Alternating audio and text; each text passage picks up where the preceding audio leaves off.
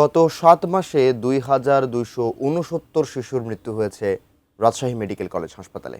অধিকাংশই নবজাতক। এছাড়া হাম, নিউমোনিয়া ও ঠান্ডাজনিত সমস্যায় মৃত্যু হয়েছে শিশুদের। চরম উদ্বেগ ও শঙ্কা দেখা দিয়েছে অভিভাবকদের মাঝে। আবু তানভীর সাজিদের তোলা ছবিতে রাজশাহী থেকে বুলবুল হাবিবের রিপোর্ট। রাজশাহী মেডিকেল কলেজ হাসপাতালের 3টি ওয়ার্ড নিয়ে শিশু ইউনিট, শয্যা সংখ্যা 200টি, অথচ প্রতিদিন ভর্তি থাকে 1000 থেকে 1200 শিশু। আশপাশের জেলা থেকে গুরুতর অসুস্থ শিশুদের পাঠানো হয় বিভাগের সবচেয়ে বড় এই চিকিৎসালয়ে। মেঝে ও বারান্দায় ঠাঁই নিয়ে শিশুদের চিকিৎসা নিত্যদিনের চিত্র। অনেক রোগী তো এখন জায়গা পাচ্ছি না। এসে দেখি যে এখানে ডায়রিয়াও, যে এখানে হামও এক জায়গায়, শ্বাসকষ্ট ওই জায়গায়। শ্বাসকষ্ট সারাইতে যায় ভাবতেছি যে বাসায় যাব, শ্বাসকষ্ট সারতে না সারতে আবার ডায়রিয়া সারতে না সারতে আবার হামের রোগী বেশি। সব এক জায়গায় হয়ে বাচ্চা সুস্থতার নামে অসুস্থতা হয়ে রোগী মারা যাচ্ছে। হাসপাতাল সূত্রে জানা গেছে, গত 7 মাসে হাসপাতালে শিশু ইউনিটে ভর্তি হয়েছে 28,427 শিশু।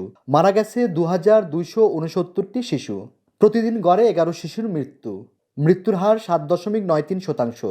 গত মার্চ মাসে মারা গেছে 318টি শিশু। চিকিৎসকরা জানিয়েছেন, মৃত শিশুদের মধ্যে নবজাতক ছিল 5 শতাধিক, যারা জন্মগত ত্রুটি ও অপুষ্টিজনিত সমস্যা নিয়ে ভর্তি হয়। বিভিন্ন জেলা থেকে মুমূর্ষু শিশুদের রেফার করা হয় এখানে, ফলে মৃত্যুর পরিসংখ্যান এমনই ভয়াবহ। তবে আইসিইউ সংকটের কথাও স্বীকার করছে কর্তৃপক্ষ। যাদের বয়স 28 দিন পর্যন্ত তারা নিওনেট, আর নিওনেটের বাইরে যে আমাদের 29 দিন থেকে 12 বছর বয়স পর্যন্ত, তো তাদের ডেথ রেট আমাদের যারা নিওনেট তাদের ডেথ রেট কিন্তু অনেক হাই। যাদের বয়স 29 দিন থেকে 12 বছর তাদের ডেথ রেট ওই আমাদের 1%-এর নিচেই বেশিরভাগ থাকে। আইসিইউ সংকটের বিষয়ে ইতিমধ্যে আমরা বলেছি যে আমাদের যে 12 শয্যা, তার বিপরীতে যদি আজকের তথ্যটা দিই, আজকে কিন্তু আমাদের আইসিইউ সিরিয়াল ছিল 56। তো এই যে বড় একটা সংখ্যা অপেক্ষমান তালিকায় থাকছে, সবাইকে তো আমরা আসলে আইসিইউ সেবাটা দিতে পারছি না।